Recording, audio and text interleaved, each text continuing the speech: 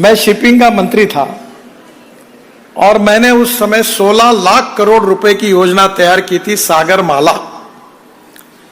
और आपको ताज्जुब होगा कि मेरे पास बजट था 900 करोड़ का और पैसा नहीं था, पर जो योजना ऐसी बनी कि अभी तक 12 लाख करोड़ रुपए के काम पूरे हो गए।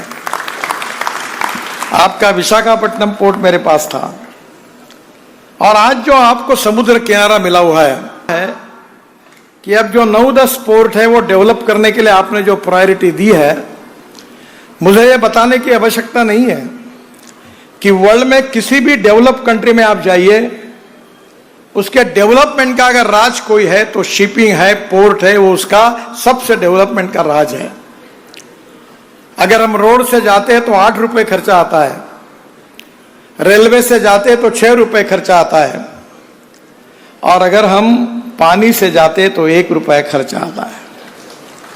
The logistic cost is very important in particularly international business for export and import. दुर्भाग्यवश हमारे देश की लॉजिस्टिक कॉस्ट 16% है और चाइना की 8% है, अमेरिका और यूरोपियन कंट्री की 12% है। और अभी कुछ ही दिन पहले, 2 महीने पहले, IIM कलकत्ता और IIT बेंगलोर और IIT खड़गपुर तीनों ने एक अध्ययन किया और उन्होंने ये कहा है कि हमारे देश में रोड अच्छे बनने के कारण हमारी लॉजिस्टिक कॉस्ट 16% से 6% कम हुई और 10% पे आई है। और मैं आपको विश्वास देना चाहता हूं कि इस साल एंड ऑफ दिसंबर हमारी लॉजिस्टिक कॉस्ट सिंगल डिजिट में आएगी, 9% पे आएगी। ये मैं विश्वास के साथ बताना चाहता हूं। अगर ये 9% पे आएगी तो हमारा एक्सपोर्ट 2 गुना बढ़ेगा, एम्प्लॉयमेंट पोटेंशियल बढ़ेगा। मैं ऑटोमोबाइल इंडस्ट्री का भी काम देखता हूं। जब हमारे देश में मैं जब 2014 में मंत्री बना तो हमारे इंडस्ट्रीज का साइज 12 लाख करोड़ था और अभी हम 7वें नंबर पे थे। पर 6 महीने पहले हमने जापान को पीछे डालकर अब हम 3रे नंबर पर आए हैं।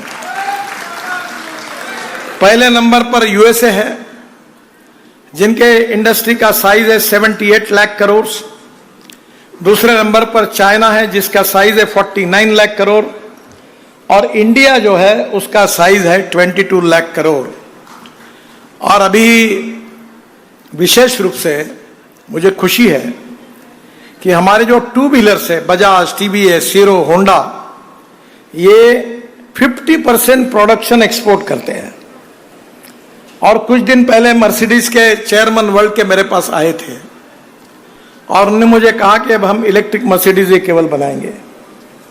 और मेरा प्रिय विषय है कि diversification of agriculture towards energy and power sector. मैं किसान हूं, ज्यादातर खेती में काम करता हूं, 3 चीनी मिलें चलाता हूं, 4। और मेरा यह सपना था कि हमारा देश का किसान अन्नदाता बनकर काम नहीं होगा। और मुझे खुशी है कि आदरणीय मोदी जी के नेतृत्व में अब हमारा किसान केवल अन्नदाता नहीं है, हमारा किसान ऊर्जादाता बना है, बिजली तैयार कर रहा है। इतना ही नहीं तो हमारा किसान केवल ऊर्जादाता नहीं, अब ईंधन दाता बना है। मैं चंद्रबाबू जी को प्रार्थना करूंगा कि इथेनॉल, आप जब अटल जी की सरकार थी, राम नाईक पेट्रोलियम मंत्री थे, तो 2004 में हम लोग ब्राजील गए थे और वहां